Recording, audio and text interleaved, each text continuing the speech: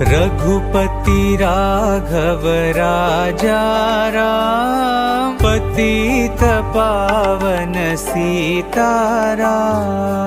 रघुपति राघव राजा राम, पतित पावन सीताराम। ईश्वर अल्लाह तेरो नाम,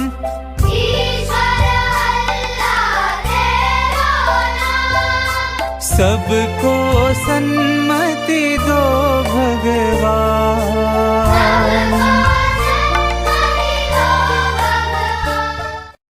പ്രിയപ്പെട്ട വിദ്യാർത്ഥികളെ, ആദരണീയരായ രക്ഷിതാക്കളെ, ഇന്ന് ഗാന്ധി ജയന്തി ദിനമാണ്. ആരാണ് മഹാത്മാഗാന്ധി? സമരവും സ്നേഹവും സാഹോദര്യവും ലോകത്ത് വലിയ മാറ്റങ്ങൾ ഉണ്ടാക്കുമെന്ന് പഠിപ്പിച്ച അഹിംസയുടെ ദൂതൻ. സ്വന്തം ജീവിത സന്ദേശം കൊണ്ട് ചരിത്രത്തെ തന്നെ അടയാളപ്പെടുത്തിയ ഒരു മഹാപുരുഷൻ. 151 വർഷമായി ഈ മഹാനുഭവന്റെ ജന്മദിനം നാം ആഘോഷിക്കുന്നു. ഇപ്പോൾ അന്തർദേശീയ അഹിംസാ ദിനമായി ലോകം അതിനെ രാജ്യാന്തരങ്ങളിലെ ഒരു പ്രധാന ദിനമായിട്ട് മാറ്റുകയുമുണ്ടായി. ഒക്ടോബർ 2 അനശ്വര നന്മകൾ പൂത്തുലയുന്ന ഒരു സുദിനമായി മാറി. നന്മയുടെ ഈ സുദിനം എന്നും നമുക്ക് സമ്മാനിക്കുന്നത് നല്ല ഓർമ്മകൾ മാത്രമാണ്. പ്രിയപ്പെട്ട കുട്ടികളെ, 1947 ആഗസ്റ്റ് 15 ആ ദിനത്തിനൊരു പ്രത്യേകതയുണ്ട്. ഇന്ത്യ സ്വാതന്ത്ര്യം നേടിയ ദിനമാണ്. രാജ്യത്തെങ്ങും സ്വാതന്ത്ര്യ ദിനാഘോഷത്തിന്റെ വർണ്ണശബളിമ പ്രകടമാണ്. ജനങ്ങൾ അത്യാഹ്ലാദ ഭരിതരാണ്. ആ സമയത്തും ദുഃഖത്തോടെ വ്യസനത്തോടെ മനുഷ്യർ പരസ്പരം പോരടിച്ച് മരിക്കുന്ന തെരുവോരങ്ങളിൽ സമാധാനം സ്ഥാപിക്കാൻ ജീവൻ തൃണവൽഗണിച്ച് ഓടി നടന്ന ഒരു വന്യ വയോധികനെ നമുക്ക് എങ്ങനെ മറക്കാനാവും? അതാണ് മഹാത്മാഗാന്ധിയുടെ ഏറ്റവും പ്രധാനമായിട്ടുള്ള പ്രസക്തി വിളിച്ചോതുന്നത്. ലോകത്തെല്ലായിടത്തും ഒരു മഹാത്ഭുതവും വിസ്മയവുമായിരുന്ന അദ്ദേഹത്തിന്റെ സമരരീതികൾ നമുക്ക് ഏറെ പ്രിയപ്പെട്ടതായിരുന്നു. നമ്മുടെ രാജ്യത്തിനും നമ്മുടെ സമൂഹത്തിനും എന്ന പോലെ എല്ലാവർക്കും പ്രിയങ്കരനായിരുന്ന അദ്ദേഹം ആ പ്രതിഭാശാലി വിദ്യാർത്ഥികളുടെ സുഹൃത്തും വഴികാട്ടിയുമാണ് ഞാൻ എന്ന് സ്വയം വിശേഷിപ്പിക്കുകയുണ്ടായി. ഉത്തമ വിദ്യാഭ്യാസത്തിന്റെ ആദ്യ ചവിട്ടുപടി പരിശുദ്ധമായ ഒരു ഹൃദയമാണ് എന്ന് അദ്ദേഹം കുട്ടികളെ ഓർമ്മിപ്പിച്ചു. സ്കൂളിലും പുറത്തും ഓരോ കുട്ടിയും തൻ്റെ സഹായം മറ്റുള്ളവർക്ക് സഹായം അർഹിക്കുന്നവന് നൽകണമെന്ന് അദ്ദേഹം പറഞ്ഞു. അങ്ങനെയുള്ളൊരു കുട്ടിയാണ് സത്യസന്ധനായ കുട്ടി എന്നാണ് അദ്ദേഹം വിശേഷിപ്പിച്ചത്. വിദ്യാലയങ്ങളും കലാശാലകളും സ്വഭാവ രൂപീകരണത്തിനുള്ള യന്ത്രശാലകളാണ്. സ്വഭാവം കല്ലും കുമ്മായവും കൊണ്ട് പടുത്തുയർത്താൻ കഴിയുന്ന ഒന്നല്ല. അതുപോലെ തന്നെ നാട്ടിലെ ഓരോ വീടും അവിടെയുള്ള കുട്ടികളെ സംബന്ധിച്ചിടത്തോളം വിദ്യാലയമാണ്. അവരുടെ ഗുരുക്കന്മാരായിട്ട് മാതാപിതാക്കളും. ഈ ഒരു സാഹചര്യത്തിൽ നന്മ മാത്രം വളർത്തുന്ന അവരുടെ വിദ്യയുടെ വിളനിലമായി അവരുടെ പഠനങ്ങൾ, അവരുടെ സ്ഥാപനങ്ങൾ മാറേണ്ടതുണ്ട്. കുട്ടികൾക്ക് പഠിക്കേണ്ട പ്രധാന പാഠം ശുചിത്വത്തിന്റെ പാഠമാണ്. സ്നേഹത്തിലും സത്യത്തിലും അധിഷ്ഠിതമല്ലാത്ത അറിവുകൾ ഒരിക്കലും തന്നെ ജീവിതത്തിൽ പ്രയോജനപ്പെടാൻ പോകുന്നില്ലെന്നും മഹാത്മാഗാന്ധി പറഞ്ഞിട്ടുണ്ട്. ഈ ഒരു സുദിനം അദ്ദേഹത്തിൻ്റെ ത്യാഗപൂർണമായ ജീവിതത്തെക്കുറിച്ചും അദ്ദേഹത്തിൻ്റെ സന്ദേശത്തെക്കുറിച്ചുമുള്ള ഓർമ്മപ്പെടുത്തലായി നമുക്ക് മാറ്റിയെടുക്കാം. നമ്മുടെ മനസ്സിൽ എന്നെന്നും സൂക്ഷിക്കാം. നമ്മുടെ പിൻതലമുറക്ക്, വരുന്ന തലമുറക്ക് ഈ ആശയങ്ങൾ കേടുകൂടാതെ, ഭംഗം വരുത്താതെ നമുക്ക് കൈമാറാം എന്ന് പ്രതിജ്ഞ ചെയ്യാം.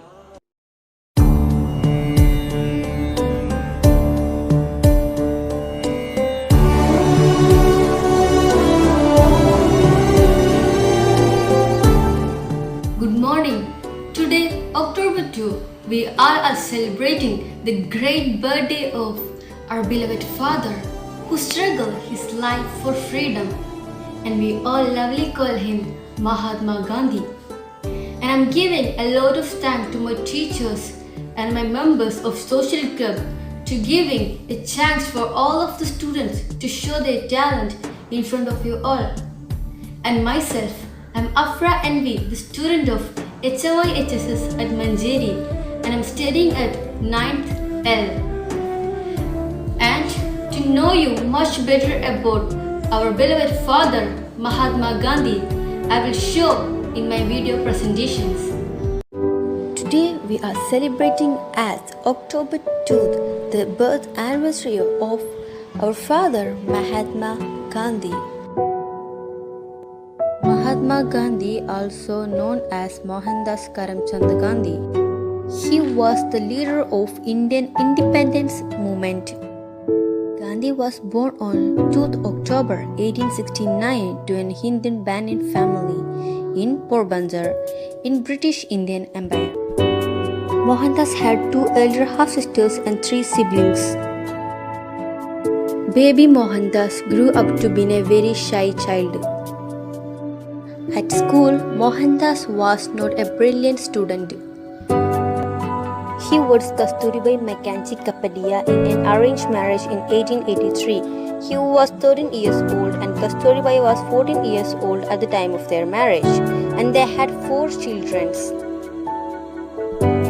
At the age of 19, Gandhiji went to England at 1888 to become a lawyer. After returning from South Africa to India in 1891, he began to practice law in Bombay. Then he went to South Africa to work as a law firm. The witnessed rapid action of racism and discrimination which angered him greatly. Once he was asked to move from the first class in a train despite having a valid tickets only on the basis on his color, and another time he was asked to remove his turban. These incidents angered him and carried in the heart a spirit of fight of social justice. He spent over 20 years in a country during which he helped found the National Indian Congress, which aimed at molding the Indian community of South Africa into a unified political force. His followers gave him the contribute to Mahatma means a great soul.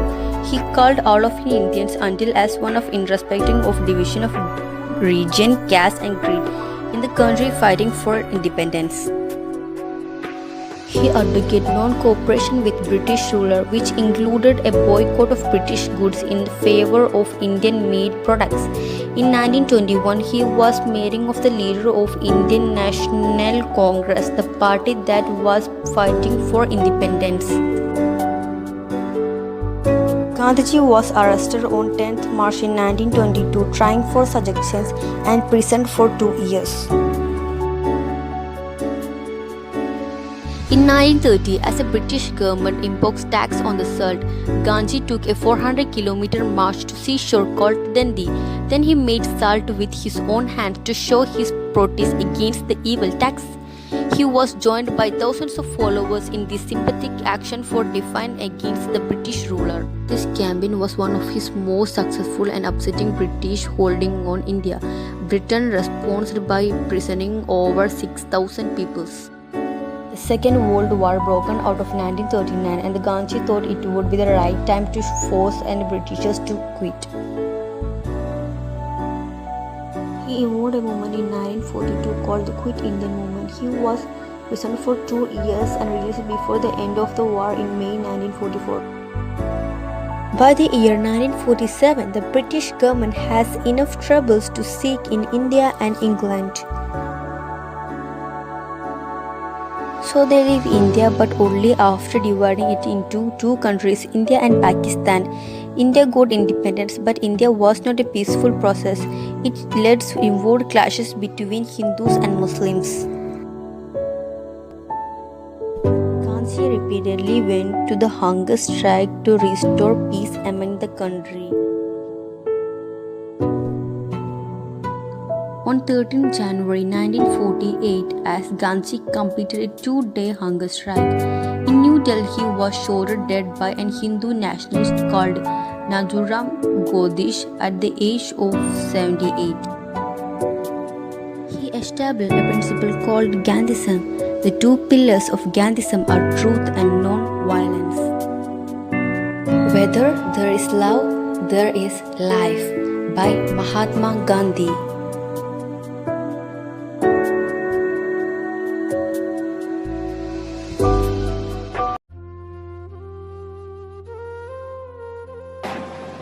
നമസ്കാരം.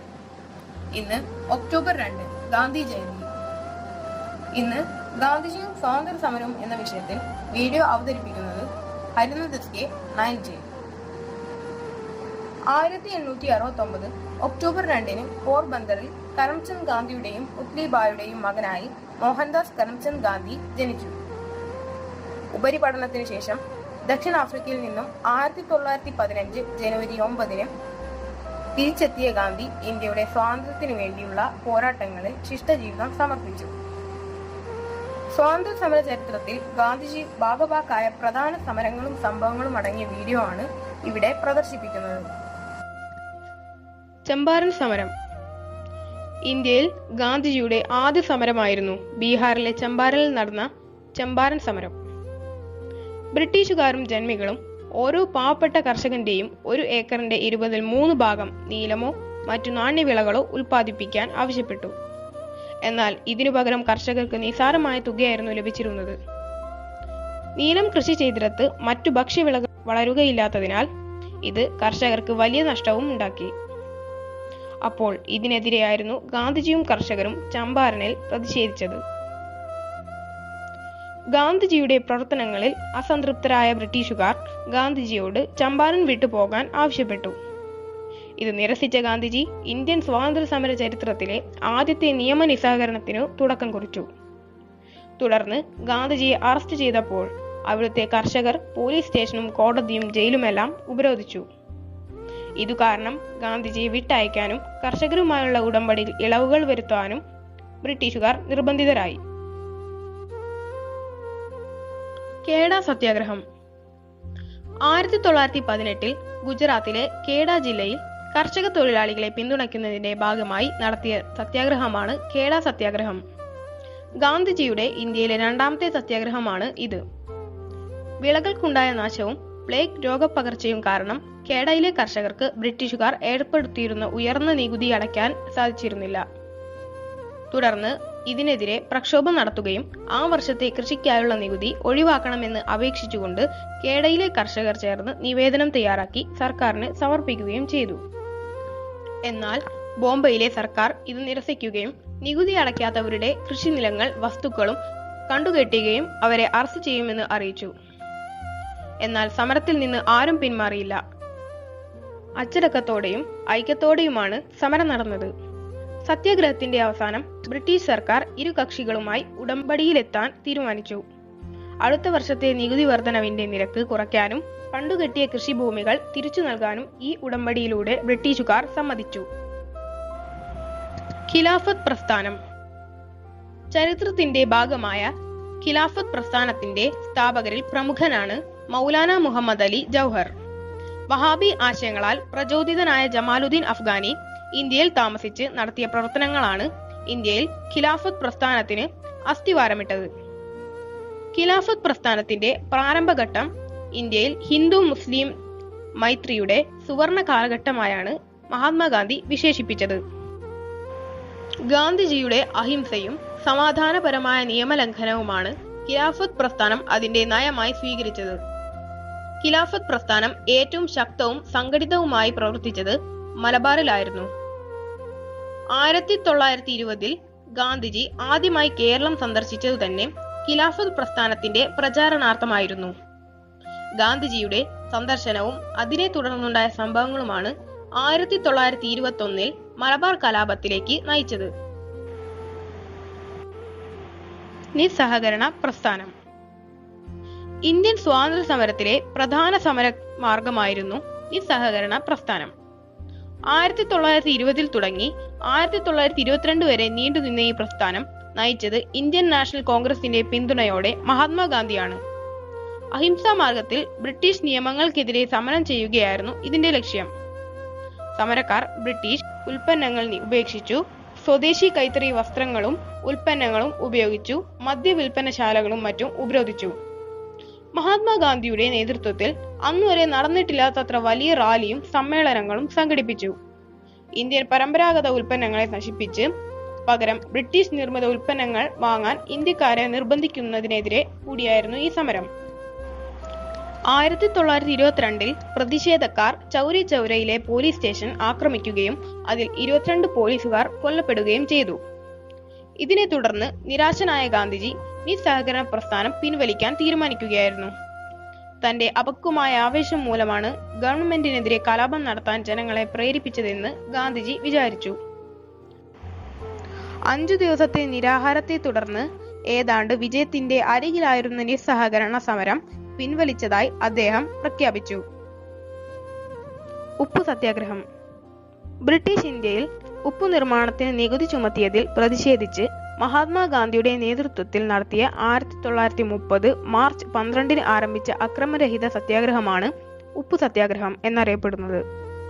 മഹാത്മാഗാന്ധിയുടെ നേതൃത്വത്തിൽ ഗുജറാത്തിലെ സബർമതിയിലെ ഗാന്ധിയുടെ ആശ്രമം മുതൽ ദണ്ഡി വരെ നികുതി നൽകാതെ ഉപ്പ് ഉൽപ്പാദിപ്പിക്കുന്നതിനായി ദണ്ഡി യാത്ര നടന്നു. ഇന്ത്യയുടെ സ്വാതന്ത്ര്യത്തിനെ കുറിച്ച് ബ്രിട്ടന്റെ നിലപാടുകൾക്ക് ഏറെ മാറ്റം വരുത്താൻ സഹായിച്ചിരുന്നു ഈ ഉപ്പു സത്യാഗ്രഹം. ഉപ്പു സത്യാഗ്രഹം ആരംഭിച്ച് ഏറെ കഴിയുന്നതിനു മുമ്പ് തന്നെ ഗാന്ധിജിയെ ബ്രിട്ടൻ അറസ്റ്റ് ചെയ്തു. എന്നാൽ ഇത് സമരം വ്യാപിക്കാനേ ഉപകരിച്ചുള്ളൂ. ഉപ്പു സത്യാഗ്രഹ സമരം ഏകദേശം 1 വർഷത്തോളം നീണ്ടുനിന്നു.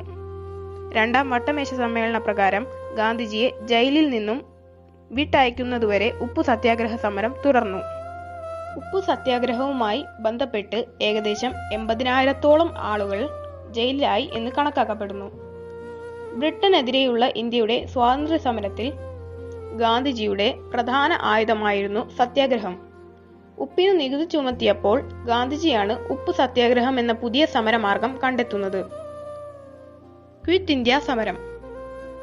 ഇന്ത്യക്ക് ഉടനടി സ്വാതന്ത്ര്യം നൽകുക എന്ന മഹാത്മാഗാന്ധിയുടെ ആഹ്വാനപ്രകാരം 1942 ഓഗസ്റ്റ് മാസം ആരംഭിച്ച നിയമലംഘന സമരമാണ് ക്വിറ്റ് ഇന്ത്യ പ്രസ്ഥാനം.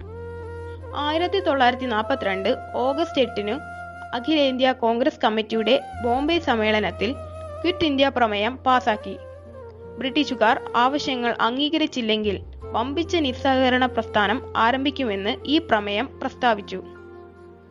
ജവഹർലാൽ നെഹ്റു, മൗലാന ആസാദ്, സർദാർ വല്ലഭായ് പട്ടേൽ, ഡോക്ടർ രാജേന്ദ്ര പ്രസാദ് എന്നിവർ തീരുമാനത്തോട് സമ്മതം മൂളുകയായിരുന്നു. ഗാന്ധിജിയുടെ നേതൃത്വത്തെ ഇവർ പിന്തുണച്ചു. ക്വിറ്റ് ഇന്ത്യ സമരാഹ്വാനത്തോടുള്ള ബ്രിട്ടീഷ് പ്രതികരണം പെട്ടെന്നായിരുന്നു. രാജ്യമൊട്ടാകെ വൻതോതിൽ അറസ്റ്റുകൾ നടന്നു. 100,000-ഓളം പേരെ രാജ്യമെമ്പാടും നിന്ന് അറസ്റ്റ് ചെയ്തു. വലിയ പിഴകൾ ചുമത്തി. പ്രകടനക്കാരെ പൊതുസ്ഥലത്ത് ചമ്മട്ടിക്കടിച്ചു.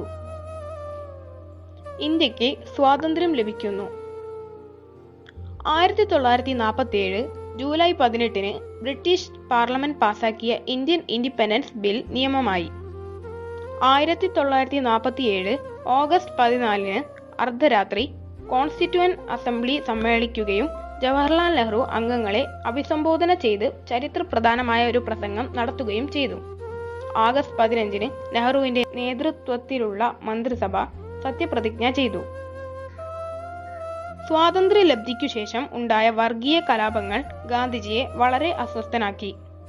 അതിന്റെ ഭാഗമായി 1948 ജനുവരി 30 നാഥുറാം ഗോഡ്സെ എന്ന വ്യക്തിയിൽ നിന്നും വെടിയേറ്റ് ഗാന്ധിജി കൊല്ലപ്പെട്ടു. അത്രയും നാൾ ഇന്ത്യയുടെ സ്വാതന്ത്ര്യത്തിനും സമാധാനത്തിനും വേണ്ടി പ്രകാശിച്ച നന്മയുടെ ദീപം അണഞ്ഞു.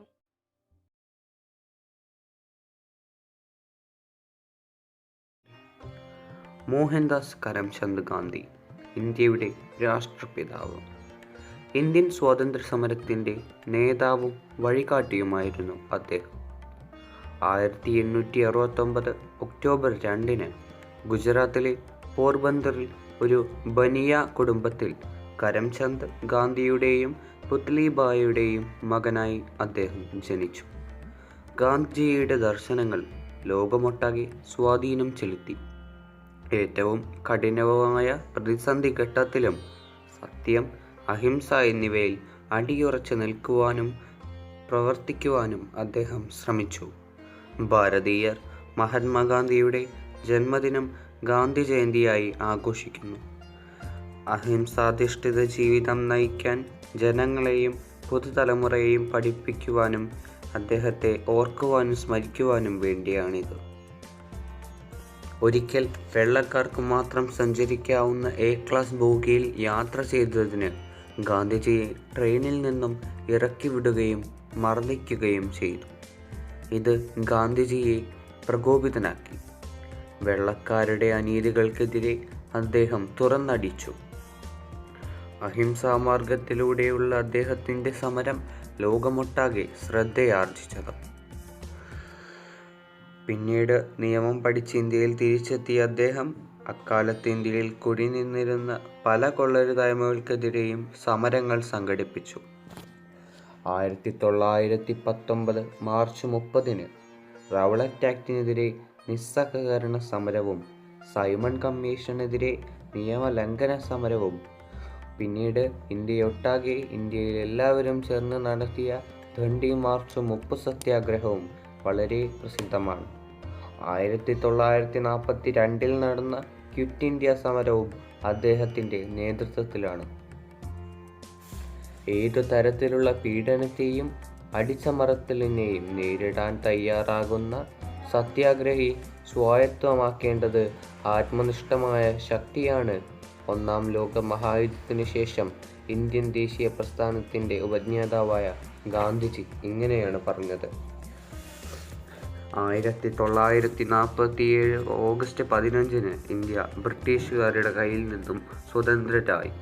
പിന്നീട് 1948 ഗോഡ്സെ എന്ന മതഭ്രാന്തൻ്റെ വെടിയേറ്റ് അദ്ദേഹം മരിക്കുകയാണുണ്ടായത്. ഈ സ്വാതന്ത്ര്യ സമരത്തിൽ അവരനിഷ്ട കഷ്ടപ്പാടിൻ്റെയും സഹനത്തിൻ്റെയും വേദന നമ്മളുടെ മനസ്സിൽ എപ്പോഴുണ്ടാവണം. ജയ് ഹിന്ദ്.